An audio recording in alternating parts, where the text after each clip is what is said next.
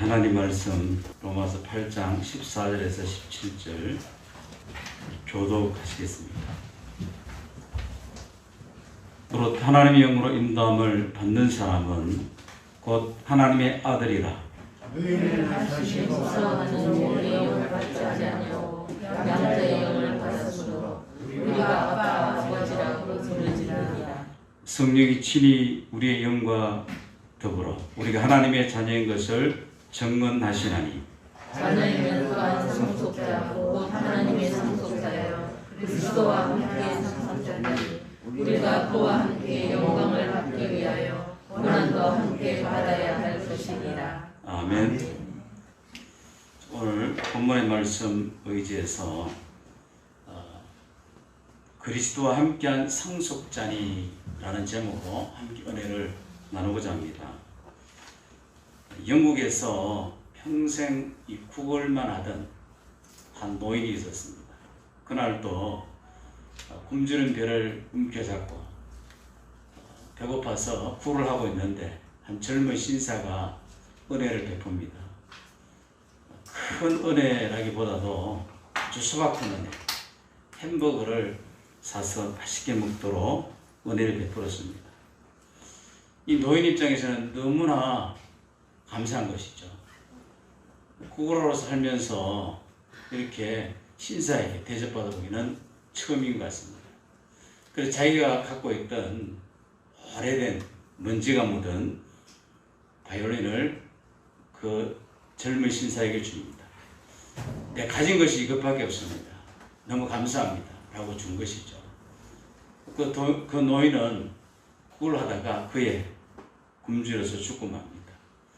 그리고 이 젊은 신사는 별것 아닌 것 같은 이 바이올린을 집에 가서 문지를 털고 깨끗하게 닦아보니까 깜짝 놀란 일이 벌어진 것이죠. 그 바이올린은 제작 연도가 1704년도가 있습니다. 그것도 그 당시에 유명했던 장인이 만든 그런 바이올린이었습니다.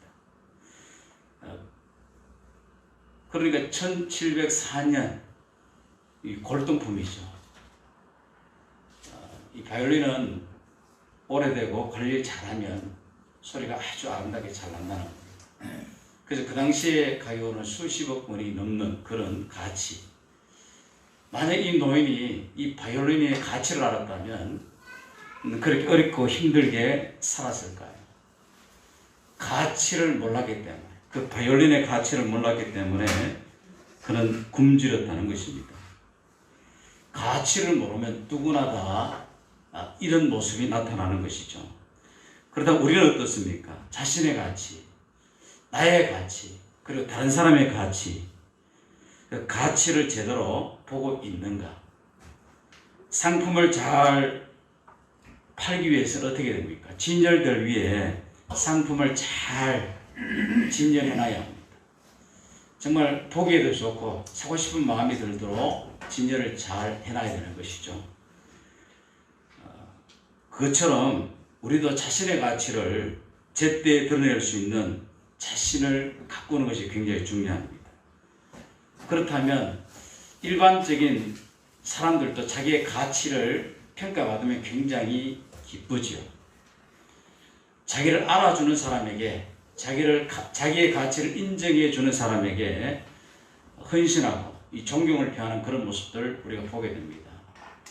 그런데 우리는요, 그런 세상적인 가치보다 우리의 가치를 어디에서 찾느냐가 굉장히 중요한 것입니다.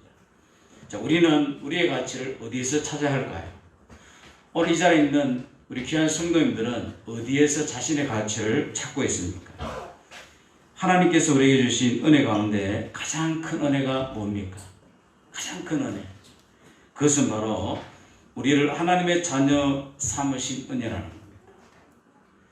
사도 바울은 하나님께서 백성들에게 베푸시는 사랑과 우리가 받은 은혜의 내용을 어떻게 표현하냐 하면 아버지와 아들의 관계로 표현하고 있습니다. 하나님의 자녀가 되는 것은 우리의 의지로서가 결코 아니라는 것이죠. 그것은 하나님의 은혜로 조건 없이 주어지는 것입니다. 요한일서 3장 1절에 보니까 보라 아버지께서 어떠한 사랑을 우리에게 베푸사 보라 아버지께서 우리에게 어떠한 사랑을 베푸사 하나님의 자녀라 일컬음을 받게 되었는가. 오늘 이 자리에 있는 우리가 하나님의 자녀라 일컬음을 어떻게 받게 되었습니까? 그것은 어떠한 사랑을 우리에게 베푸사 어떠한 사랑을 우리에게 베푸사 하나님의 자녀라 일컬음을 받게 하셨는가. 우리가 그라도다. 이 그라도가 뭡니까? 앞에 문장을 받는 것이죠. 어떠한 사랑을 우리에게 베푸사 이걸 받는 겁니다. 우리에게 어떤 사랑을 베푸셨을까요? 지난주에 말씀드린 것처럼 정잠이 없는 사랑을 베푸셨어요. 그 성령을 보정으로 우리에게 주시는 사랑을 베푸셨습니다. 십자가의 사랑 하면 이미 우리는 잘 알고 있잖아요. 이 십자가를 바라보면서 주님이 나를 위해 십자가에 돌아가셨구나. 나를 그렇게 사랑하셨구나. 그걸 깨닫는 것이죠. 그리고 이 자녀됨은요, 단순히 외적인 변화만을 가리키지 않습니다. 이것은 마음과 성품과 생활 전반의 변화를 의미하는 것이죠. 그래서 이 전인격적인 변화, 그런 표현을 쓰는 것입니다. 이 관계가 실현되는 곳에는요, 하나님을 만나 성령이 내 안에 계시면서 우리 안에 변화를 일으키는 그분으로 말미암아 우리의 삶 이런 것들이 실현될 때 하나님과 우리는 부자지간의 관계, 아버지와 자녀의 관계로 살아가게 되고, 그리고 아버지와 자녀의 관계에 살아갈 때 자동적으로 어떤 고백이 나옵니까? 아바 아버지라는 고백이 나오는 것이죠. 아바 아버지. 그렇습니다. 뿐만 아니라 하나님의 자녀가 되었다는 것은요, 모든 죄가 사해졌다는 사실을 의미하는 겁니다. 사랑하는 여러분, 한 주간 동안 어떻게 사셨어요? 어떻게 사셨습니까? 나는 정결하고 완전하고 거룩하고 사랑으로 살았습니까? 그렇게 살지 못했죠. 얼마나 부족했는지 우리 스스로가 잘 알고 있습니다. 그런데도 예수 믿는 하나님의 자녀되는 그 은혜 때문에 우리를 정죄하지 않겠다는 겁니다. 정죄하지 않는 은혜. 그래서 우리는 하나님의 자녀되었다는 말은 죄사함을 받았다라는 말과 동한다는 것이죠. 아직도 내가 죄 가운데 있는데요. 바울도 그랬어요. 그런데도 불구하고 우리에게 정죄함이 없고 그리고 죄사함을 받았음을 성경은 선언하고 있다는 겁니다. 따라서 하나님의 자녀된 성도들에게는요, 더 이상 그 누구도 정죄할 수 없는 것이죠. 그리고 언제 어디서나 보혜사 성령께서 이 사실을 증거해 주신다라고 성경은 말하고 있습니다. 과거에는 죄의 종이었던 우리가 이제 하나님의 자녀가 되고 하나님의 패밀리, 홀리 패밀리, 그렇죠. 하나님의 거룩한 가족이 되었으니 하나님의 영광에 참여하게 되는 겁니다. 하나님의 영광에 참여한다. 주인의 상에 함께 둘러앉아 함께 참여하는 영광을 하나님 우리에게 주신다라고 성경 말하고 있습니다. 이보다 더 큰 은혜와 영광이 어디 있겠습니까? 그러나 하나님의 자녀가 되는 것은 아무나 되는 것이 결코 아니죠. 누가 하나님의 자녀가 된다라고 말하고 있습니까? 우리 14절 같이 읽어볼까요? 14절 시작. 무릇 하나님의 영으로 인도함을 받는 사람은 곧 하나님의 아들이다. 아멘. 우리가 하나님의 아들이라고 불리게 된 것은요, 예수 그리스도께서 율법 아래 있는 자들을 속량하셔서 아들의 명분을 받게 하셨습니다. 아들의 명분. 굉장히 중요한 얘기를 하는 것이죠. 율법 아래 있는 자들을 속량하시고 우리로 아들의 명분을 얻게 하려 하십니다. 율법 아래 있는 자들을 속량하신 이유는 아들의 명분을 얻게 하기 위해서. 오늘 이 자리에 있는 우리는요, 율법 아래에 있었습니다. 율법 아래에 있는 우리를 속량하셨어요. 누가? 예수 그리스도가. 이 속량이라는 단어의 의미를 설명을 드렸죠. 값을 치르고 건져낸다. 값을 치르고 구원해낸다. 율법 아래 있는 우리를 율법에 요구하는 값을 치르고 그래서 건져내어 아들의 명분을 얻겠다는 겁니다. 율법 아래 있을 때 율법의 요구는 뭡니까? 죄의 삭은 사망이라. 율법이 지적하는 수많은 율법이 지적하는 율법의 쏘는 많은 화살들을 우리는 다 감당할 수 없어요. 이것도 죄야, 저것도 죄야. 그거 하지 마, 그거 하면 안 돼. 이거 해, 안 하면 이것도 죄야. 이렇게 막 율법은 우리에게 정죄함을 막 정죄하기 시작합니다. 율법 아래 있는 우리를 거기서 건져내어 아들의 명분을 우리에게 주셨다는 겁니다. 그 기쁘신 뜻대로 우리를 예정하사 예수 그리스도로 말미암아 자기 아들들이 되게 하셨으니 이 하나님의 자녀가 된 자는 혈통으로나 육정으로나 사람의 뜻으로 나지 아니하고 오직 하나님께로 난 자들이라고 요한복음 1장 13절에 말하고 있죠. 그들로 하나님을 아바 아버지라고 부르게 하신 이도 하나님이십니다. 그래서 갈라디아서 4장 6절에 보니까 너희가 아들이므로 하나님이 그 아들의 영을 우리 마음 가운데 보내사 아빠 아버지라 부르짖게 하셨느니라. 우리 가운데 아들의 영을 우리 마음에 부으셨다는 겁니다. 그래서 하나님을 아빠 아버지라고 부를 수 있겠다는 것이죠. 그리고 영접하는 자, 곧 그 이름을 믿는 자들에게는 하나님의 자녀가 되는 권세를 주셨으니 우리 중에는 하나님을 아버지라고 부르며 기도하는데 익숙해진 분들이 많을 겁니다. 그런데요, 내가 아버지 하나님, 아바 아버지 이렇게 부르는 것은 실제적으로 너무나 놀라운 일이라는 겁니다. 내가 하나님을 아버지라고 부르는 것은 엄청난 사건이 일어나는 거예요.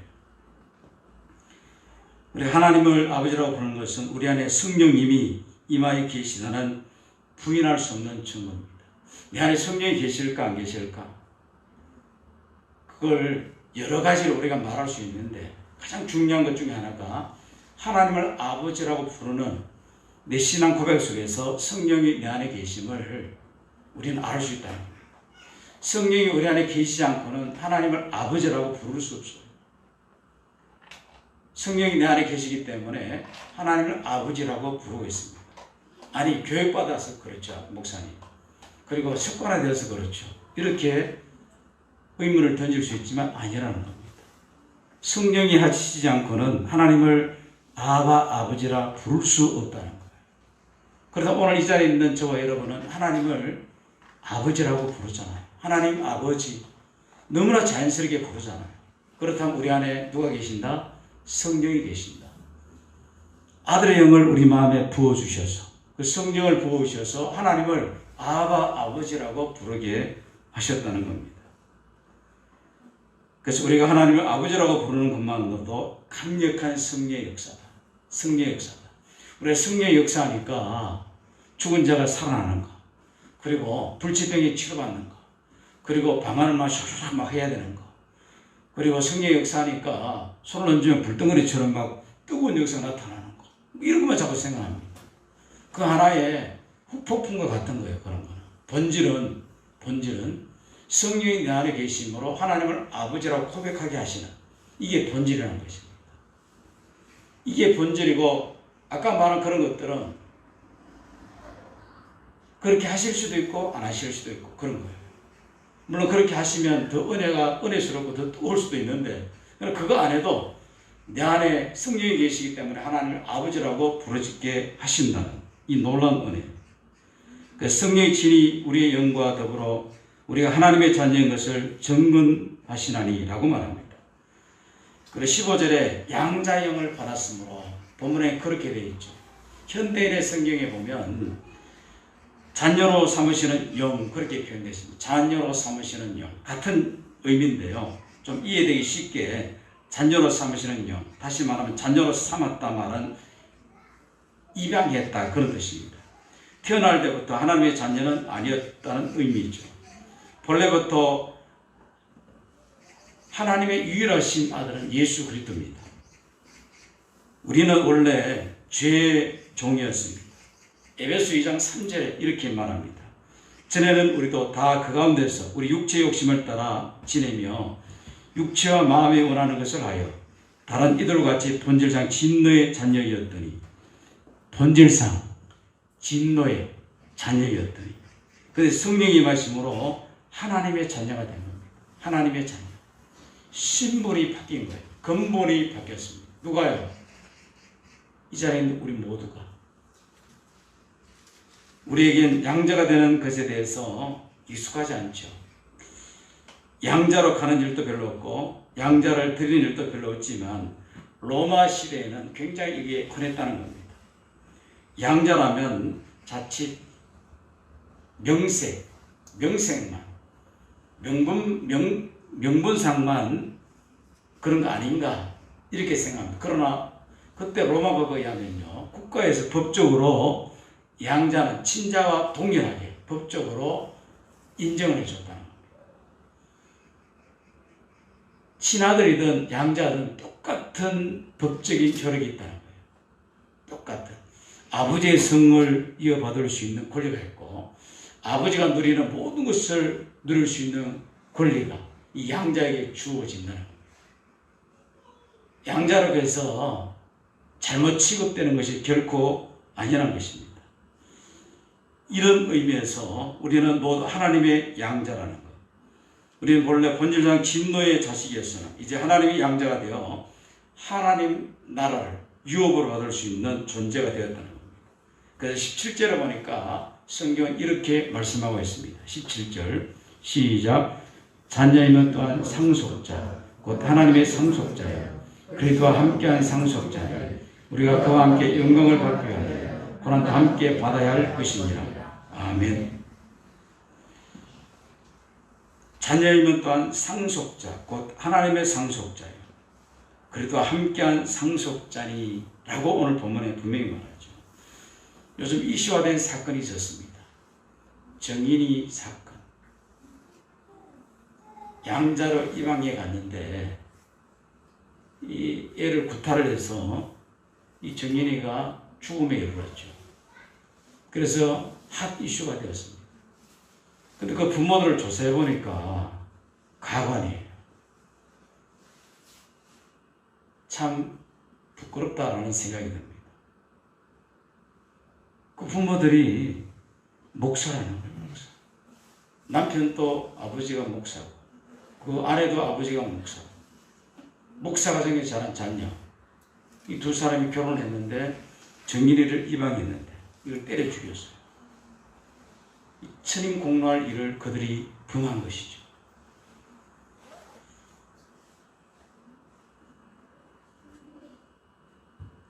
그런 일이 벌어져서는 안 되는 것이죠. 정말 기가 찬 일이 벌어진 겁니다. 그런 거 보면요, 이 세상 사람들이 어떻게 볼까요? 이 복음의 문이 닫히죠. 말세가 되면 복음의 문이 닫히는 사건들이 자꾸 벌어져요. 이런 걸 보면 때가 가까웠구나. 우리 이렇게 생각하면서 자신을 깨우는 것이 굉장히 중요하죠. 깨어있는 신앙. 주님 오실 때가 다 되었구나. 이런 엄청난 일이 예수 믿는다는 이 사람들 속에 일어났구나. 근데 사실 그 사람들 예수 안 믿는 거예요. 그냥 입으로만 믿는다는 것이 전인격적으로 예수 믿는 거 아니죠. 정말 예수 믿으면 절대로 그럴 수 없는 거예요. 어떻게 입양했지만 자기 친자와 같은 거잖아요. 법적으로는. 이것 때문에 문재인 대통령께서 실수했죠. 마음에 안 들고 서로가 안 맞으면 바꿔서 어떻게 한다든가 그 말했다가 지금 헐매 맞고 있는 것을 보게 됩니다. 이 바꿀 수 없는 거예요. 양자를 이룬다면. 내 자녀로 어쨌든 변화시키면서 키워나가야 되는 게 부모 의무잖아요. 아무튼 당시 로마 제국의 법 아래에서는 양자가 되기 위해서 7인의 보증인이 필요했습니다. 이 정인이도 7인의 보증인이 세웠다면 좀 좋았을 거예요. 왜 보증인으로 세우면 책임이 있으니까. 감시를 할 테니까. 좀 그게 아쉽다라는 생각이 듭니다. 그러나 하나님의 자녀가 되는 것은요. 예수를 구주로 영접할 때 성령께서 보증이 되어주심으로 아주 간단하게 쉽게 하나님의 양자가 되는 것이죠. 그러므로 우리가 하나님의 양자가 되었다는 것은 하나님의 엄청난 사랑과 은혜를 받은 사람이라는 의미입니다. 실감이 안 나죠. 오늘 이 자리에 있는 우리 모두는 하나님의 양자로 입양된 존재들이에요. 그렇다면 이 엄청난 하나님의 사랑을 받은 존재라는 겁니다. 입양될 때 자녀가 부모를 선택할까요? 부모가 자녀를 선택할까요?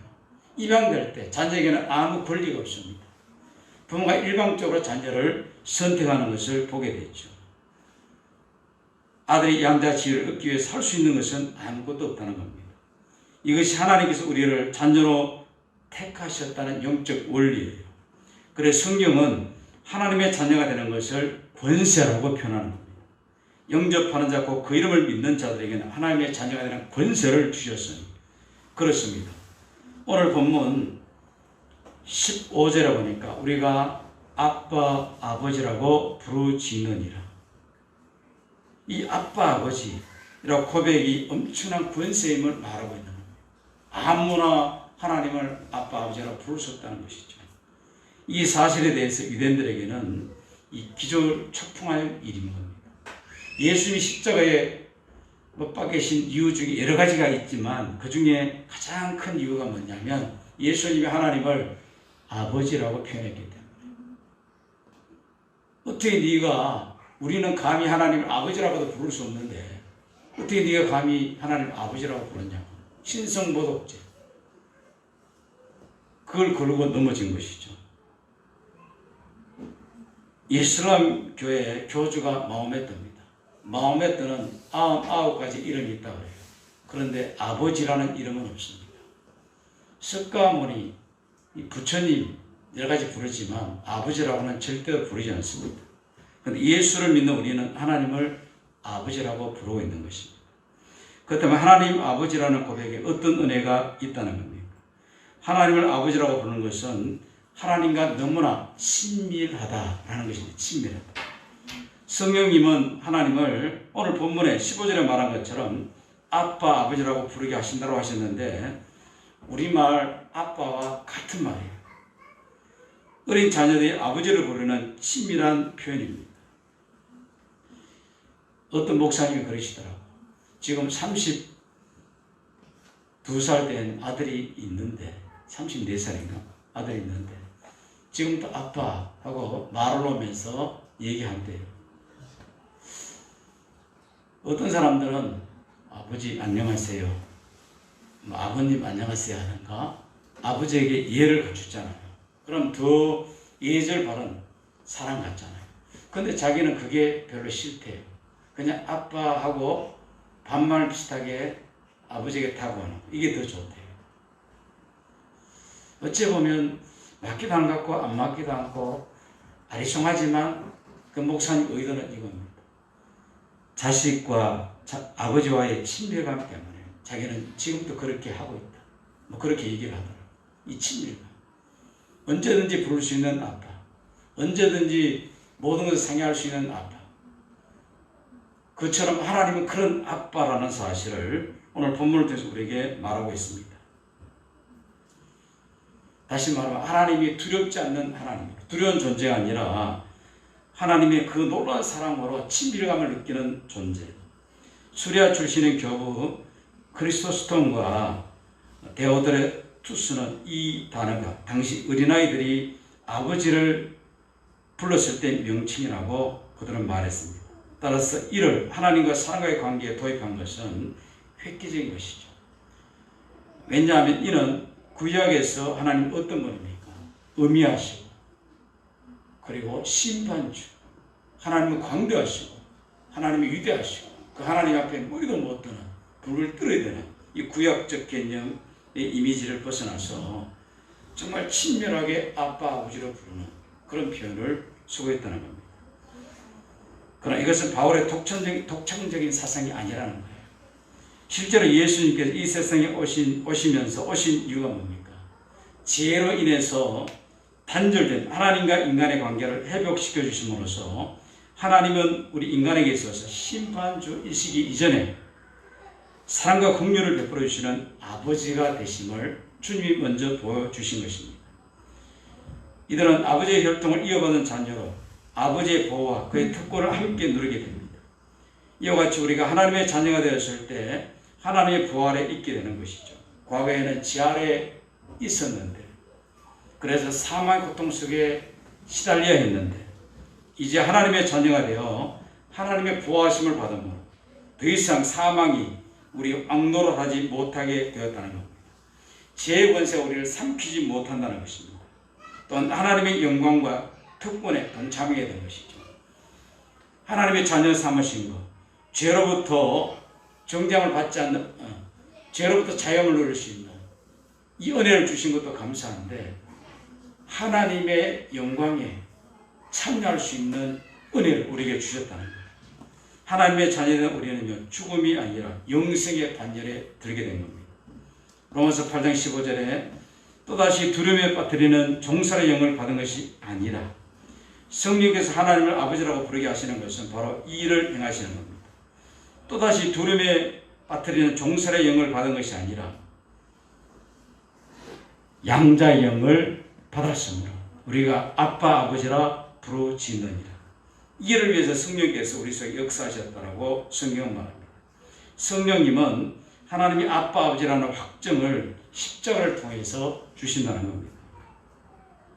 부모가 친부모인지 아닌지 어떻게 압니까? 내가 태어나는 것을 내가 봤습니까? 못 봤죠. 그런데 부모님은 자녀를 키울 때 온 마음을 다해 키웁니다. 온 정성을 다해 키웁니다. 때로는 목숨까지 아끼지 않고 자녀에게 줄 수 있는 게 부모의 마음이에요. 그러므로 부모를 알게 되는 것이죠. 여러분, 부모 아니면 똥을 누가 치울 수 있겠어요? 똥을 누가 치울 수 있겠습니까? 한 번, 두 번은 치울 수 있겠죠. 그런데 자녀의 똥은 더럽지가 않아요. 물론 냄새 나겠지만 이 부모의 마음이라는 겁니다. 그렇습니다. 하나님은 십자가를 통하여 그 사랑을 나타내시고 확증하셨습니다. 그러므로 하나님은 아빠, 아버지라고 오늘 본문에 말하고 있는데, 자, 중요한 것은 성경은 이렇게 말씀합니다. 그러면 나도 하나님은 나에게 아빠, 아버지입니다. 이제 이 말씀이 나의 말씀인 것이죠. 아빠, 아버지. 아빠, 아버지. 어느 목사님이 제가 신앙할 때 설교하시는데 갑자기 아버지, 아버지 이러면서 눈물을 막 흘리시더라고요. 이 젊은 신학도가 그거를 얼마나 은혜가 되는지 몰라. 야, 하나님을 아버지라 하면서 저렇게 눈물을 흘린다는 거. 저도 오늘 설교하면서 아버지 하면 눈물이 좀 나왔으면 좋겠다, 이런 생각을 했어요. 근데 마음에 감동은 오는데 그 목사님처럼 그렇게 눈물이 줄줄 나오진 않네요. 나도 좀 많이 세속화 되었구나. 정말 아버지 하나님, 아버지 하나님, 이런 놀라운 은혜를 주신 하나님 아버지, 그 하나님과 동행한다면 얼마나 행복할까. 예수님께서 말씀하신 탕자에게를 보면요, 탕자에겐 법적 아버지가 있었죠. 실제 삶에는 아버지를 떠나 방황하는 생활을 했습니다. 그때 탕자는 아버지가 존재한다는 것을 알고 있었지만 그의 삶에 아무런 의미가 없었죠. 부담스러운 존재, 가까이 하기는 너무나 먼 당신. 그러다가 결국 대지치는 신세가 되었고 굶어 죽게 되었습니다. 아버지가 있는데도 그런 삶을 살았다는 겁니다. 아버지가 있는데도. 그런데 아십니까, 여러분?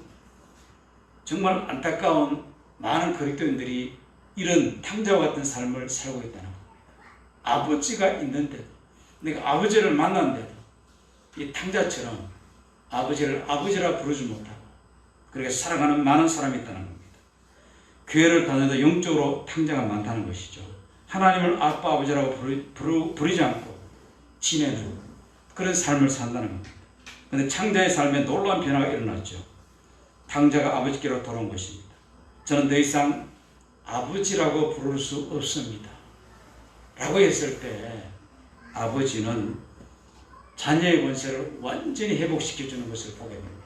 나는 이제 아버지라고 부를 수 없고 아버지 집에 있는 종들처럼 대해줘도 나는 고맙겠다 라는 생각으로 왔는데, 아버지는 완전히 자녀의 권세를 회복시켜 주죠.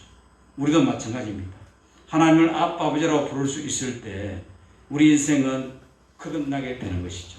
그러나 하나님을 아버지라고 믿어도 이 교리나 지식으로만 믿으면 10년이 지나도 30년이 지나도 삶은 그 모양 그대로가 되는 것이죠.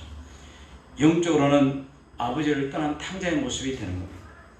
처음에는 의식과 미숙하여도 아버지 하면서 진짜 살아있는 교제를 나누기 시작해야 된다는 겁니다. 여러분, 목사님과 하나님과 교제를 굉장히 친밀하게 나누시겠죠. 뭐 이렇게 생각할 겁니다.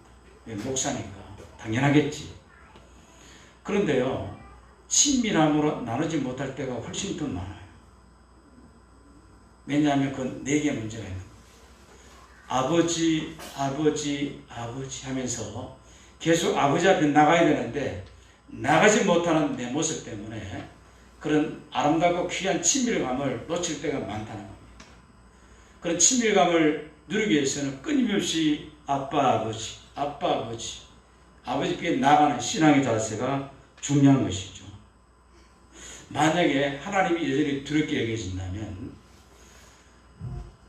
여전히 심판의 주로만 느껴진다면 우리는 하나님의 성령이 강력히 역사하시기를 이미 임하셨어요. 성령이 우리 안에 계십니다. 할렐루야. 여기에 위축될 이유가 전혀 없어요. 내가 막 펄펄 뛰는 신앙을 가져야지. 내가 막 영원 사랑하는 뜨거운 사랑이 막 불붙어있는 내 안에 성령이 계신 줄 그렇게 착각하는 게 아니라는 겁니다. 하나님을 아버지라고 부르고 있고 예수가 나의 구주임을 지금 믿고 있고 예수가 그리스도임을 고백하고 있는 성도라면 이미 성령이 내 안에 계신다는 겁니다. 단지 그 성령이 나를 더 강력히 붙드셔서 하나님을 아버지라고 부를 수 있는 자리로 계속 이끌어 나갈 때 친밀감이 회복되고 하나님의 관계가 더 돈독해지게 되고 그 안에 더 큰 변화가 일어나게 되는 것이죠. 여러분, 그렇지 않을 때 성령을 구하셔서 성령 충만을 구하셔서 이런 관계로 우리는 더 나가야 합니다. 하나님의 소원이 뭘까요? 하나님의 소원은 여러 가지가 있습니다. 하나님의 뜻이 뭘까요? 하나님의 뜻은 성경을 통해서 수없이 우리에게 말씀하셨어요. 가장 우리가 명백하게 구체적으로 항상 기뻐하라. 쉬지 말고 기도하라. 범사에 감사하라. 이는 그리스도 예수 안에서 너희를 향하신 하나님 아버지의 뜻이다라고 말합니다. 기도하는 것, 감사하는 것, 기뻐하는 것, 이게 하나님의 뜻이죠. 이렇게 하나님의 뜻이 명백하게 성경에 드러나 있습니다. 그리고 하나님이 우리 요구하는 사람들이 성경에 많이 있다는 겁니다. 또 하나님의 소원들이 성경에 많이 있습니다. 그런데 가장 본질적이고 하나님이 원하는 걸 하나님과의 친밀한 아빠, 아버지 이렇게 나오기를 원한다는 것이죠. 만약에 육신의 아버지한테 아저씨, 그러면 아버지가 어떻게 생각할까요? 이놈 자식 국물도 까물도 없어. 이런 마음이 안 들까요? 아버지 그래 내가 네 아버지야. 이 친밀감. 이걸 모든 아버지의 원하는 것처럼 하나님 아버지도 마찬가지입니다. 또 하나님을 아버지라고 부르는 것은요, 하나님의 상속자가 되었다는 놀라운 은혜이죠. 자녀이면 상속자요라고 오늘 17절에 말합니다. 하나님의 상속자라면 이건요 엄청난 신분의 사람입니다. 엄청난 부자입니다. 하나님의 상속자라는 믿음을 주시는 것은 이런 믿음이 우리에게 생겨나는 것은요 세상을 살아갈 때 어떤 처지와 형편에서도 흔들림 없이 당당하게 하나님 말씀대로 살게 하기 위해서 이런 믿음을 우리에게 주시는 겁니다. 일제시대에 똑똑한 사람, 당시 지도자들이 대거 일본에 협력했습니다.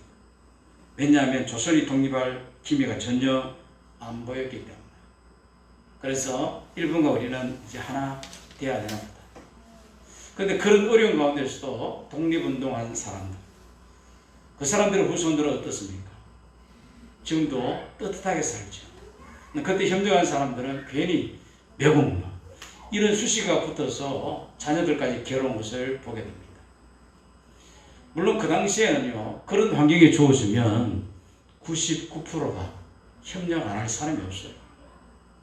신앙을 가진 사람들도 다 신사참배 했던 것을 우리는 기억하잖아요. 그 중에 아주 극소수가 신사참배 반대하여 순교의 길을 걷는 것을 보게 됩니다. 그런데 그 소수 주기철 목사님 같은 그런 분들이 지금 이름 빛나잖아요. 하나님 나라도 마찬가지입니다. 성경에서 우리가 정말 받아야 할 복, 은혜가 무엇인지 깨닫게 하시는 것이죠. 고린도전서 2장 12절에 보니까 우리가 세상의 영을 받지 아니하고 오직 하나님으로부터 온 영을 받았으니 이는 우리로 하여금 하나님께서 우리에게 은혜로 주신 것을 알게 하려 하십니다. 예수를 믿어도 여전히 가난하다고 생각하는 그리스도인들이 참 많습니다. 누가? 내가. 아니, 목사가 됐는데 예수 믿었는데 하나님이 돈을 좀 펑펑 주시지 왜 이렇게 그냥 꼴딱꼴딱 넘어가게만 주세요. 이런 생각이 들 때 불현듯이 있어요. 그럼 나는 왜 이렇게 가난해야 되나? 이런 생각이 들 때가 있어요. 내가 하나님의 상속자인데 이 목사의 믿음이 이 정도밖에 안 돼. 그런데 계속 그렇게 살까요? 아니라는 겁니다. 여러분 위로가 되라. 그러면서 어떤 마음이 듭니까? 내가 그냥 눈으로 보기는 가난한 것 같지만 영적으로는 엄청난 부자예요. 하나님의 상속자예요. 하나님의 나라를 유업으로 받을 하나님의 상속자예요. 이러면서 내 믿음을 회복시키죠. 그런 초라한 믿음에서 하나님을 향한 뜨거운 믿음으로 내가 끌어올리는 겁니다. 이게 우리의 의지가 중요한 것이죠. 성령 안에서. 그러면 믿음이 막 상승되는 것을 보게 됩니다. 그리고 가난하지는 않지만 나는 부자도 아니야. 이렇게 생각하는 크리스찬들이 참 많아요. 실제로 돈이 없기 때문에 나는 가난해. 이렇게 생각하는 사람. 그리고 어중간하게 사는 사람. 나는 가난하지도 않지만 부자도 아니야. 이건 세상의 영을 따라서 하는 모습이라는 겁니다. 세상의 영은 가난의 영이고 두려움의 영이죠. 그러나 성령님은 우리가 하나님의 상속자가 되었음을 믿게 해주는 영입니다. 그 삶이 완전히 달라지는 터닝 포인트가 되는 것이죠. 하나님의 상속자의 믿음을 가지게 되면 이 고난에 대한 생각이 달라집니다. 오늘 17절에 상속자가 되었다는 믿음을 가지면 어떤 고난에 대한 생각이 달라집니다. 17절 시작. 자녀이면 또한 상속자 곧 하나님의 상속자요 그리스도와 함께한 상속자요 우리가 그와 함께 영광을 받기 위해 고난도 함께 받아야 할 것입니다. 그와 함께 영광을 받기 위해서 고난도 오는구나. 이 고난을 영광과 비교하는 겁니다. 고난을 영광으로 재해석하는 거예요. 왜? 내가 하나님의 상속자이기 때문에. 우리나라가 위기에 처했을 때 진정 애국하는 국민이 어떤 사람인지 표가 나죠. 위기에 처해서. 그리고 힘들 때 끝까지 나라 민족을 위해서 자기 목숨을 던질 수 있는 사람. 고난 가운데서도 이 나라 위기를 건지기 위해서 나서는 사람. 이게 애국자입니다. 하나님의 나라 상속자도 마찬가지죠. 고난을 감당할 마음을 보고 그가 정말 하나님의 나라의 상속자구나 라는 것을 알 수 있다는 겁니다. 고난 앞에서도 하나님의 나라 백성의 삶을 살아갈 마음이 있는 사람들이 하나님의 자녀의 상속자라는 것입니다. 이것이 아버지라고 고백하게 하시는 성령님의 뜻이죠. 하나님 안에서 승리하는 인생을 산 사람들의 공통점은 로마서 8장 14절의 말씀처럼 하나님의 영으로 인도함을 받는 사람들입니다. 하나님의 영으로 인도함을 받으면 승리하게 되는 것이죠. 성령의 마음이 임하신 것만 아니라 성령의 인도하심을 받는 것입니다. 많은 그리스도인들이 주님의 정확한 인도하심을 받지 못하는 이유는 고난이 싫고 평안한 삶만 추구하다 보니까 그런 마음을 극복하지 못하다 보니까 성령의 인도함을 받지 못하죠. 이 고난도 영광을 위한 위장된 축복이라고 생각하며 오히려 코로나 앞에 주님을 더 의지하는 믿음을 가질 때 성령이 우리를 이끌어 가시는 것을 보게 됩니다. 조금만 어려우면, 조금만 힘들면, 조금만 어수선해지면 기가 죽어버립니다. 그러면 안 된다는 것이죠. 오히려 그리스도와 함께 영광을 받기 위해서 함께 고난도 받아야 된다. 이 말씀을 우리 생각하면서 고난을 재해석하는 신앙이 중요하죠. 우리 안에 계신 성령님은 대단하신 분입니다. 근데 그분을 의지하지 않기 때문에 그 성령님의 역사를 약화시키는 것입니다. 가난과 고난이 기쁠 수는 없지만 두렵지는 않아야 된다는 것이죠. 만약 하나님을 아버지라고 부르면서도 고난이 두렵다면 더욱 성령의 역사를 구하는 신앙이 중요합니다. 우리는 그런 때보다 성령의 충만이 필요한 그런 시대에 살고 있죠. 무엇보다 중요한 것은 아직 성령의 충만함이 부족하지만 성령에서 우리 안에 여전히 함께 하신다는 증거가 결코 작은 일이 아니라는 겁니다. 성령 충만 받기를 기도하십시오. 성령 충만 받기를 소망하십시오. 이렇게 저도 설교하지만 그보다 더 본질적인 것을 잊지 말라는 거예요. 내 안에 성령이 계신 것은 하나님의 엄청난 은혜가 내게 주어진 거예요. 이건 엄청난 놀라운 사건이라는 거예요.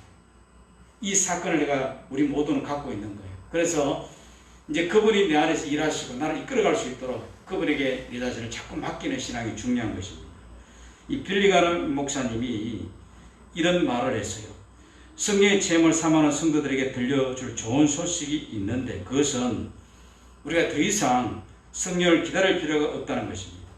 왜냐하면 성령이 우리를 기다리고 계시기 때문에 우리는 약속만 받는 시대에 사는 것이 아니라 성취의 시대에 살고 있는 사람들이기 때문에 그렇다라고 말합니다. 이미 성령을 보내주시겠다. 이 약속이 성취된 시대에 살고 있잖아요. 그래서 우리가 성령을 기다리는 것이 아니라 성령이 우리를 기다리고 있다는 겁니다. 그래서 우리가 그분에게 마음만 열면 그분을 더욱더 의지하고 신뢰만 한다면 언제든지 그분은 우리를 이끌어 인도하신다는 것이죠. 그러므로 우리 안에 역사하신 성령께 더욱 주목하시는 신앙이 되어야 됩니다. 그래서 아빠 아버지라는 고백의 축복을 우리가 누려야 돼요. 아빠 아버지. 다시 정리하면 지난주에 말씀드린 것처럼 뭡니까? 정잠이 없나니 예수 그리스도 안에 있는 우리에게 정잠이 없나니 그 이유가 뭡니까? 우리에게 적용되는 법이 다르다고 했어요. 생명의 성령이 법이 우리를 다스리고 있습니다. 그리고 성령이 내 안에서 정언해 주고 계시는 거예요. 정언해 주고 계시는 거예요. 그 말씀들을 나눴습니다. 그리고 오늘 보니까 그 성령님이 하나님을 아바 아버지라고 부르게 하신다라고 말하죠. 이 아바 아버지라고 부르게 하시는 그 의미 속에는 하나님과의 친밀함을 나타내고 또 상속자임을 우리에게 보여주는 증거라고 말씀을 드렸습니다. 이런 은혜가 오늘 이 자리에 있는 우리에게 하나님 주셨다는 것입니다. 그래서 우리는요, 이 사실을 잊지 말아야 합니다. 아버지라고, 그저 아버지라고 부르는 믿음, 이것도 굉장히 중요하지만 이런 친밀함을 주신 은혜, 나를 하나님의 상속자, 예수 그리스도와 함께하는 상속자로 불러주셨구나.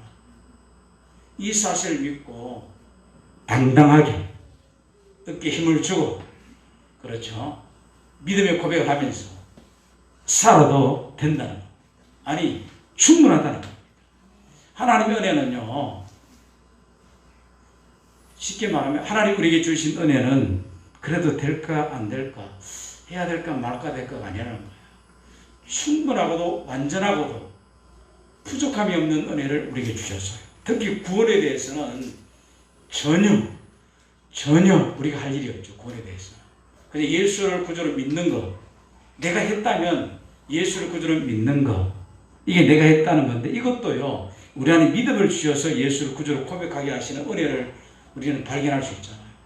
그래서 우리가 구원받는데 충분한 은혜, 더 이상 그 어떤 것도 필요할 수 없는 은혜, 그러다가 성령을 보정으로 세우셔서 우리에게 주셨고, 늘 하나님을 아버지라고 부를 수 있는 놀라운 은혜를 주셨고, 그 더 나아가 하나님의 영광에, 하나님의 그 즐거운, 하나님과 함께 앉아 밥상을 차리고 둘러앉아서 누릴 수 있는, 영광에 참여할 수 있는 특권을 우리에게 주셨다.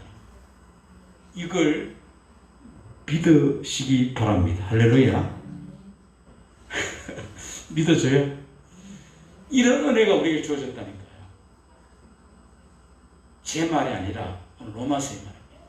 바울이 성령의 감동을 받아 기록한 말씀이에요. 우리는 하나님을 아빠 아버지라고 부를 수 있는 이미 자녀가 되고 이런 은혜가 주어졌다. 이거 잊지 마시고 흔들지 마시고 더 주님을 바라보며 믿음으로 전진하는 한 주간의 삶이 되어지기를 예수 이름으로 축원합니다. 살아계신 하나님 감사합니다. 부족한 연약한 저희들 주님이 주신 은혜가 얼마나 위대하고 놀라운지 다시 한번 함께 은혜를 나누십니다. 이걸 우리의 영혼에 새게 하시고 마음에 새게 하시고 우리의 전인격에 새겨 하나님 의지하는 믿음의 삶을 살아가는 우리 순변들 되게 하여 주옵소서. 우리 교회를 향하신 하나님의 계획과 뜻과 섭리가 이루어지는 은혜를 보게 하여 주옵소서.